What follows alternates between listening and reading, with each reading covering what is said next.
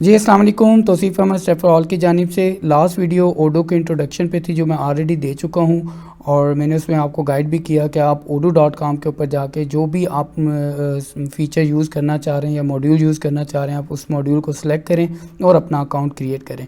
Account create करने के बाद क्या होगा कि आपके सामने एक विंडो आ जाएगी जिसके अंदर जो भी मॉड्यूल्स आपके होंगे वो आपके सामने नज़र आ रहे होंगे। जैसे मैंने इस सॉफ्टवेयर को किया, इसमें मैंने कहा कि ये पॉइंट ऑफ सेल का मॉड्यूल मैंने यूज़ करना है, तो मेरे सामने इस वक्त पॉइंट ऑफ सेल है और डेफिनेटली उसमें इनवाइसिंग, इन्वेंट्री और भी एड्स मैं ऐड कर सकता हूँ।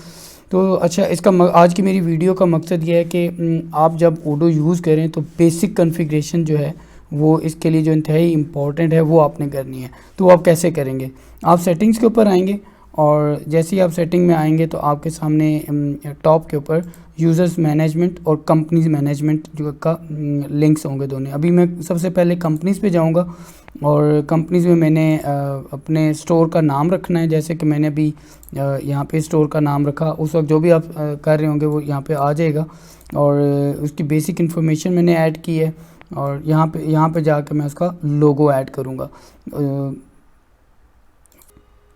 जी मैंने लोगो लिया स्टेप फॉर ऑल, मैंने इसको सेव कर दिया और मैंने इसे कहा जी इसको सेव कर दें और मेरा बेसिक इन्फॉर्मेशन कंपनी से रिलेटेड मेरी ऐड हो चुकी है। इसके बाद मैं यूज़र्स ऐड कर सकता हूँ। जैसे मैंने टेस्ट करने के लिए भी एक यूज़र ऐड किया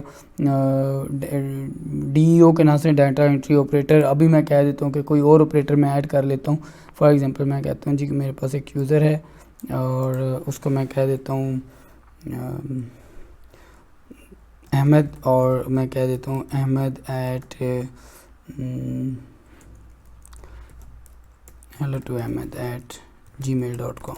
ठीक है जी, अब मैंने ये ईमेल डाली और मैं इसको राइट्स दे रहा हूँ यूज़र्स के राइट इसलिए दे रहा हूँ कि सिंपल वो क्योंकि डाटा एंट्री ऑपरेटर होगा, डाटा एंट्री यूज़र होगा, तो मैं नहीं चाहूँगा कि वो फर्दर मेरे पास इसके अंदर कुछ और भी काम करे।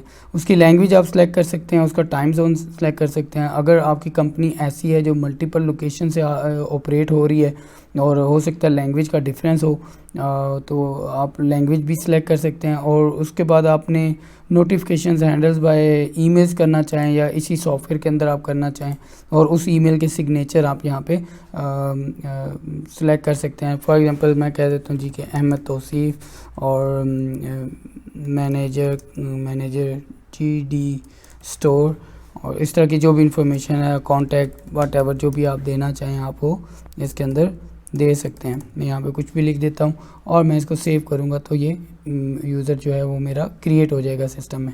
अच्छा, अभी क्वेश्चन ये है कि अभी हम यहाँ पे यूज़ कर रहे हैं, सपोज़ अगर उसको ईमेल नहीं जाती और कोई भी रीज़न है तो उसका पासवर्ड आप कैसे सेट करेंगे?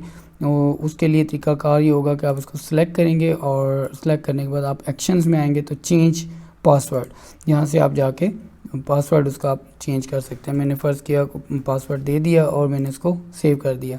वैसे उसको ईमेल भी जा चुका होगा, लेकिन अगर आप उसको खुद से साइन करना चाहें तो आप उसको असाइन कर सकते हैं। इसके अलावा यहाँ पे अगर हम यूज़र सेलेक्ट करते हैं तो यहाँ पे देखें एक्सपोर्ट की ऑप्शन है, आर्काइव की ऑप्शन है, डिलीट की भी ऑप्शन है और उसके बाद डिसेबल 2 फैक्टर ऑथेंटिकेशन, यानी कोई आपने ऑप्शन दी हुई है कि जैसे ही लॉगिन करें तो कोई पासवर्ड आ जाए या कोई ईमेल आ जाए तो वो भी आप कर सकते हैं।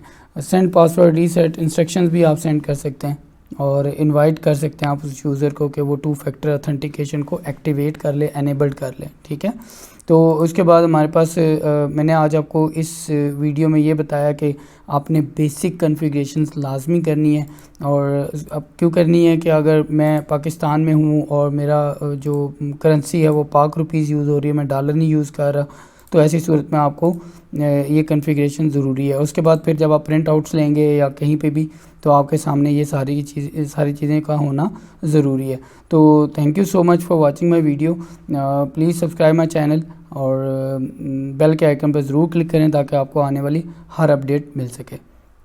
Thank you so much once again.